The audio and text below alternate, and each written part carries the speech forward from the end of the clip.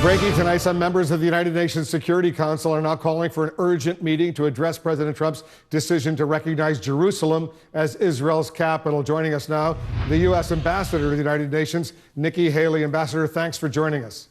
Thank you for having me, Wolf. So why make this announcement today? Well, this has been 22 years in the making. If you go back and see that Congress actually passed the Jerusalem Embassy Act back in 1995, both parties, both sides of the aisle have come together. This is something that unites our country, and the fact that Jerusalem is the capital of Israel, no one doubts that. Their parliament's there, their Supreme Court's there, their prime minister is there, and the United States has always put embassies in the capital.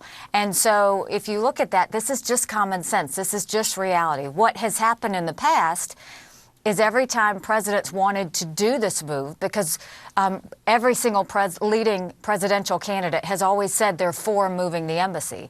But every time that was presented to them, you had a lot of naysayers saying why it shouldn't happen. And they all said that it was going to hurt the peace process. Well, in 22 years, we haven't seen a peace process. Maybe if we do something different, we will now start to see something move forward. And so I think that's what the president did, is he showed courage, but more than that, he showed a commitment towards a peace process to go forward. Does the Trump administration now consider, Ambassador, East Jerusalem as part of Israel? If you notice, we didn't say anything about any part of Jerusalem. That's for the two sides to decide. That's not for the United States to decide. All we said was Jerusalem as a whole. In the peace process, however they decide to break it up or not break it up or decide east and west, that's between the two parties. And we're going to let them do that, and we're going to support them in that process. Well, specifically, does the Trump administration now consider the old city of Jerusalem part of Israel? You know, what they've said is Jerusalem is the capital. We are not going to weigh in anymore on that out of our commitment for the peace process. We don't want to pick a side on this. What we want to say is it is time, for the sake of Israeli children and Palestinian children, it is time for those two sides to come together. It's time for them to negotiate, and the United States is pushing that process. They get to decide the details. It's not for us to decide. Well, if the U.S. moves the embassy to Jerusalem, I assume it'll be West Jerusalem. Does the U.S. government now differentiate between West and East Jerusalem? You know, you're making an assumption on where it's going to go, and we just started that relocation process. So that's not something that we need to talk about. What we are talking about is the fact that this is a great way of moving things forward. For 22 years, we've seen everything be stale. The president finally said, let's get it done. And it's one more promise to the American public that he said he was going to do. 6 months ago, the Senate overwhelmingly on both sides said they wanted him to do it, and he's following through on the will of the American people. And I think that everyone will respect that. They understand that the United States is going to put their embassy in the capital. Why should Israel be any different than any other country in the world? And so that's what we did today. This is just a reality check. This is nothing that anybody didn't already know. But it is significant, Ambassador, that you're not willing to say the old city of Jerusalem or East Jerusalem is part of Israel. You say that's still open to negotiation. Is that what I'm hearing? Wolf, why would the United States say that? When we're pushing a peace process, that's really for the Palestinians and the Israelis to decide. If we decided that, we would be picking a side. There has been a lot of time and effort that's been put in by the administration to talk to both sides to bring them to the table. The last thing we're going to do is pick what we think should happen, because at the end of the day, Palestinians and Israelis need to live together and live in the situation that they settle together. This is not something the United States wants to do. We are fulfilling to the American public what we said we would do, and we're moving something forward that hasn't been done in 22 years. And this is about results, and this is about courage. And I'll remind you that when President Reagan made that famous speech that said, Mr. Gorbachev, bring down this wall, all of the people around him told him it was a bad idea. Sometimes you have to take risks. Courage leads to leadership. Leadership leads to peace. And we have to go with the truth on it. You say, Ambassador, you want the peace process to move forward. Now, the Palestinian chief negotiator, Saeb Erekat, says the U.S. can no longer play any role in the peace process. And he said, I'm quoting him now, President Trump just destroyed any policy of a two-state solution. Your reaction? Anytime we make a decision, we get positive and negative reactions. That's going to happen. At the end of the day, the Palestinians, they need to make sure that we stop violence, we stop any sort of issues on both sides, Israelis and the Palestinians, and think about Palestinian children who want to know where their home is. Think about Israeli children who want to know where their home is. The peace process is not going to stop its negotiations. They are too far down the road to just break the process there. Palestinians want peace just as much as Israelis want peace. They are going to do this because tensions run high. That was expected, but it will pass. And when it passes, I hope that we can find peace and stability in that region of the world. Does the announcement today by the president give tacit permission to the Israeli government to continue building in East Jerusalem? Some call it settlements in East Jerusalem. Where do you stand on that?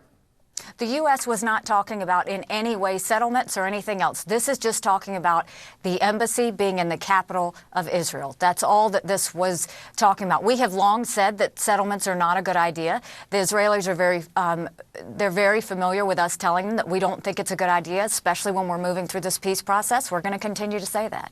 The president also signed that waiver today that keeps the U.S. Embassy in Tel Aviv. Every 6 months, every president going back to 1995, they've signed that waiver not to move the embassy from Tel Aviv to Jerusalem, citing national security concerns. When the next deadline comes up in 6 months, will the president sign it again? If the embassy is built, the president won't need to sign it. If the embassy is not built, he will need to sign the waiver. The waiver says that you have to, when you declare that site, it has to be up and running at that time. So we have to, obviously a lot has to go into the plans, the architecture, the building, the construction side of it. When that happens, the president will gladly not sign the waiver anymore. The Secretary of State Rex Tillerson, who we're told opposed this decision, Secretary Mattis at the Defense Department, apparently opposed it as well. Mike Pompeo at the CIA. That's what we're hearing.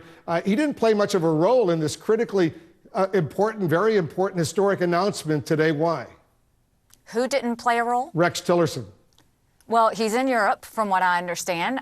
So that would be the case. But look, when the National Security Council comes together, everyone puts their opinion on the table. Everyone puts their views. The president's great at listening to everyone. And at the end of the day, he makes a decision. All of those advisors told President Reagan the same thing, that he shouldn't do it. At the end of the day, President Reagan made a decision. Today, President Trump made a decision. Now we need to move forward on that decision and hope that we can finally bring peace to that region of the world. But in rejecting the recommendation, the advice of the Secretary of State, and you've heard all those reports, Ambassador, is this another sign that he may be on his way out?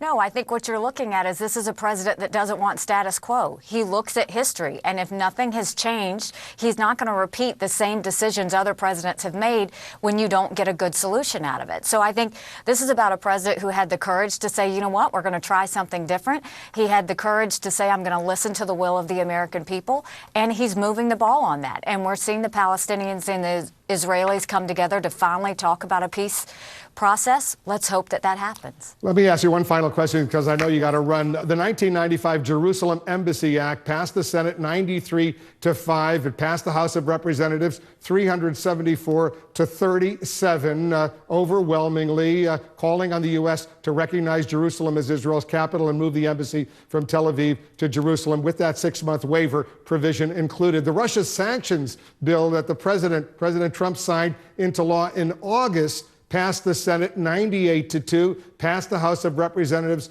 419-3. Why haven't those sanctions been implemented? I know that the State Department was moving forward on those sanctions, and from what I've heard, it is supposed to be in the process, so I haven't heard that those sanctions haven't moved forward. I know there was a delay initially, but as far as I know, those sanctions are going to be in place and they're warranted. They were passed overwhelmingly. We're told they have not yet been implemented. The delay keeps going on and on. We know the president strongly opposed that legislation. He reluctantly signed it into law because he knew he would not be able to override a veto. If he vetoed it, it wouldn't be overridden. Do you not know, Ambassador, whether or not those sanctions have actually been implemented? You know, when I talked to, the last I heard from Secretary Tillerson, he said that they had finished what they needed to and they were going to be implemented. So obviously that's a question for Secretary Tillerson. I can tell you the president knows those have gone into effect. He supports it. He signed it. And so now we're moving forward. And we all know why those sanctions went into effect. It was clear that Russia needed to feel the impact of those. And I think that's going forward. And do you support implementing those sanctions against Russia because of what it has done? Absolutely. Absolutely. All right, I'll leave it on that note. Ambassador Nikki Haley, was kind of you to join us. Thanks very much on this very important day. Okay, thank you, Wolf. So just ahead, what did Donald